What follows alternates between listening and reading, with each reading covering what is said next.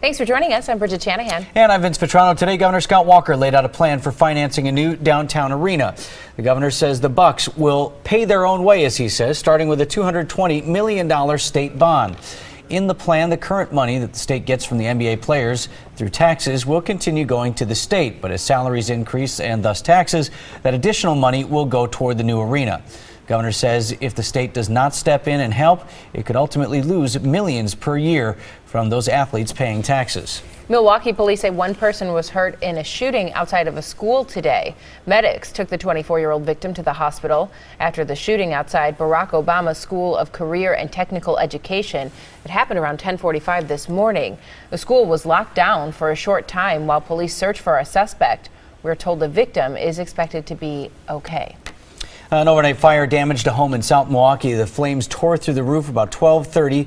Firefighters were able to get the flames under control in about 30 minutes. Nobody was home at the time, and the cause is still unknown. One person is recovering from burns after a fire in the emergency room at Mount Sinai Hospital. It happened around 8 last night. The Milwaukee fire chief says ER doctors were giving a patient oxygen when he accidentally ignited a lighter while reaching for his cell phone. Nurses used a dry chemical to put out the flames. Medics rushed the patient to St. Mary's Burn Center as a precaution. A meeting is planned tonight to talk about coyotes in Mequon. Back in November, coyotes attacked several dogs while they were playing outside. February and March are considered to be part of the breeding season. Tonight's public meeting begins at 7 o'clock, and it's at the Mequon Nature Preserve. The Milwaukee County Zoo is looking to expand. The JS Online reports the zoo is developing a second main entrance with a new parking lot, gift shop, and otter exhibit on the zoo's west side. The new parking lot will replace about 700 spaces removed last month as part of the zoo interchange reconstruction project.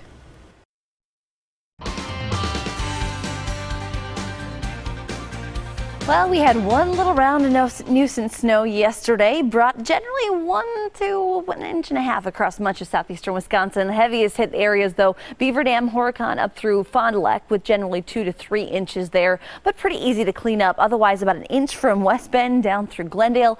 Milwaukee officially at the airport, 3/4 of an inch, not even that much, in Kenosha. Now, you compare that with that big system out to the northeast, Framingham in Massachusetts, just to the west of Boston. 30 inches of snow. Plymouth, Massachusetts, got about 20 inches of snow officially so far. Boston, about 21 inches, almost there. Central Park in New York, though, only 8 inches of snow. Again, hardest hit area was expected to be the Boston area, and that's where, again, 20 to 30 inches of snow fell. A little bit less than that in New York, but Long Island still got almost 2 feet of snow. This system continues to bring some snow showers across the northeast, especially up through Maine as we go throughout the rest of the evening. Blizzard warnings continue there because it's not just the snow, the winds incredibly strong. For us here, though, in the Midwest, very quiet conditions as high pressure is in place, and that is keeping us dry with the clearing pattern expected. So that's going to continue to bring us some sunshine throughout the rest of the afternoon. Overnight tonight, partly cloudy skies because of high pressure, and that will allow the temps to drop down into the teens, which will feel a little bit cooler, but is actually pretty close to where we're supposed to be. Our next weather maker approaches on Wednesday. That will be increasing the cloud cover by the afternoon. And notice it is a warm front, and that's going to boost our temps up to around 35 degrees.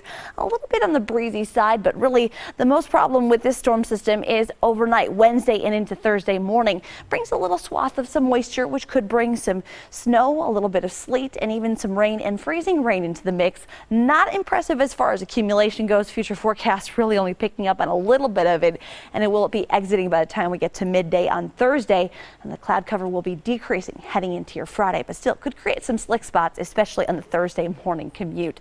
Today, though, 31 degrees, partly cloudy, pretty quiet and relatively mild. Overnight, partly cloudy skies will allow those temps to drop down to around 18 degrees, so a bit cooler compared to what we've been experiencing, but still pretty typical for this time of the year. Then on your Wednesday, partly cloudy skies to start, 35 degrees. It will be warmer with a bit of a brisk breeze from the south-southeast, which is that warming wind ahead of that next storm system, which will bring again that wintry mix into the forecast Wednesday night and into Thursday.